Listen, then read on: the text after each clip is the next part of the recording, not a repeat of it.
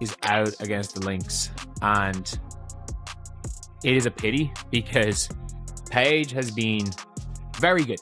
She's been very good this season. Again, the most potential rookie in the WNBA is stuck in a terrible situation that no athlete should ever encounter.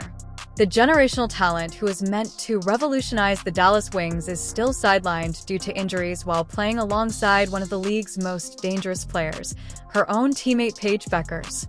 Carrington, DJ, because of the WNBA's inaction on risky play, careers are being destroyed before they ever start. At this point, I don't believe Djonai Carrington is going to make it throughout the season, man.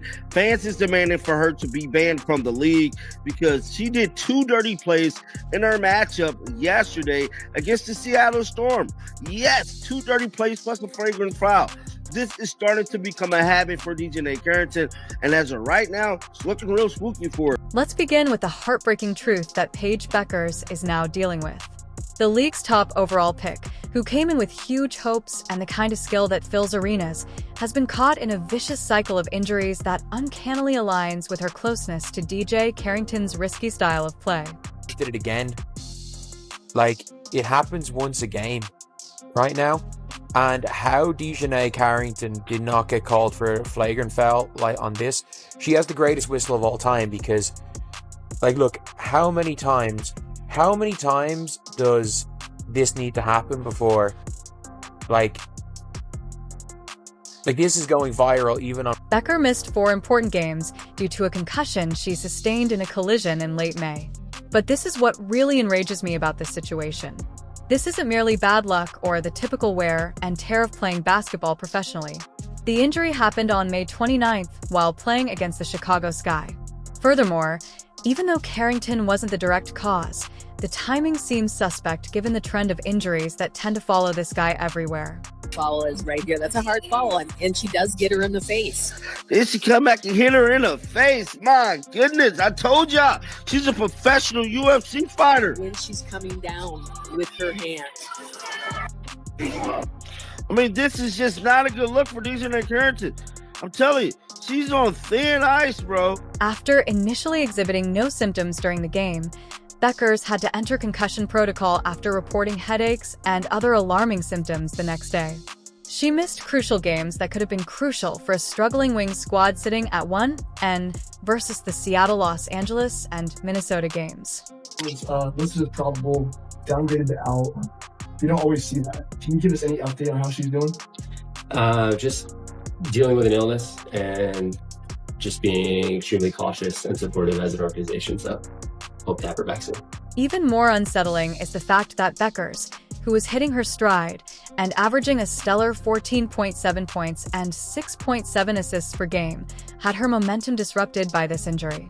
She was being compared to WNBA greats and had become the fastest player in more than a decade to record 40 career assists. She is currently spending time in concussion protocol rather than honing her professional skill because she fears that her next practice could result in another ER visit. If you're having fun, please subscribe. Bueckers' teammate DJ Carrington is still frightening opponents and teammates with a style of play more appropriate for a martial arts dojo than a professional basketball arena while she fights through her recuperation. The evidence against Carrington is not circumstantial. It has been observed to occur frequently and gets riskier with every game that goes by. In what can only be characterized as violence masquerading as basketball, Carrington most recently yanked Los Angeles Sparks guard Sarah Ashley Barker to the ground by grabbing her by the hair. The commentators were astonished, with one saying that they might have been completely torn out if Barker had been wearing extensions. This wasn't a basketball play. Rather, it was violence on par with that of the WWE that, for some reason, only led to a common foul. Up until this point, I think quite a few of Djonai's flagrants and dirty plays, or sorry, not dirty play, dangerous plays, could be explained off as her getting almost too excited, trying to get a block and just doing reckless things. Whereas this play cannot be explained off by that. This play cannot be explained off by that. And like, you've got this is the commentator. This is the commentator. Whoa! But hold on, there's more. Carrington almost knocked out Paige Bueckers earlier this season when he recklessly, flagrantly fouled Jessica Shepard. During a fast break, with just over 4 minutes left in the third quarter, Carrington threw herself at Shepard, giving him a forearm that might have ended careers. Although officials increased it to a flagrant one, the fundamental issue was not resolved by that slap on the wrist. Furthermore, who could forget that unpleasant eye poke? Carrington intentionally attacked Caitlin Clark in 2024, causing the Rookie of the Year to miss weeks of play due to a black eye. No significant punishment was meted out despite slow-motion video showing Carrington bending her hand and pointing her fingernails straight at Clark's face. The league's silence was deafening, and it seemed to have given Carrington the all-clear to carry on with her risky play pattern. Dude, keep Djonai Carrington far away from my team, man. Keep Djonai Carrington far away from my team. There's a difference between playing hard and just playing reckless. Playing hard and playing dirty. Playing hard and playing like Djonai Carrington. There is a huge difference. If it wasn't awful enough that DJ Carrington was a teammate, Paige Bueckers also has to cope with the dysfunction of Nalissa Smith, who has been named the worst WNBA player this season. Smith, who also happens to be Carrington's girlfriend, adds her own problems to the already toxic locker room atmosphere. It has been amazing to observe Smith's decline from grace. She was picked second overall in 2022 and was once thought to be a potential talent, but now she is statistically the league's worst player. Her poor play and seeming lack of interest in team success have rendered her a liability on all fronts. Players like Bueckers are in an impossible situation because of the destructive dynamic created by Smith and Carrington's relationship. She must manage a locker room where two players are more focused on their personal relationship than on team performance or player safety, in addition to worrying about Carrington's risky behavior during practices and games. The two even dared to make fun of Carrington's eye poke incident on Instagram Live, when Smith unintentionally poked Carrington's eye, and the two laughed while making fun of the sobering inquiries that followed the Clark event. Such conduct demonstrates a total lack of professionalism and regard for the players Carrington has hurt. Djonai.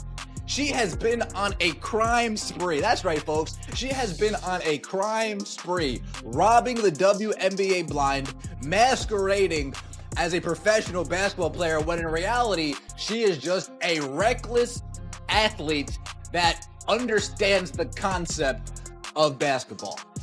A reckless athlete that understands the concept. Despite talking a lot about expanding the league and drawing in new supporters, Commissioner Kathy Engelbert has said nothing while one of her players routinely puts others in danger.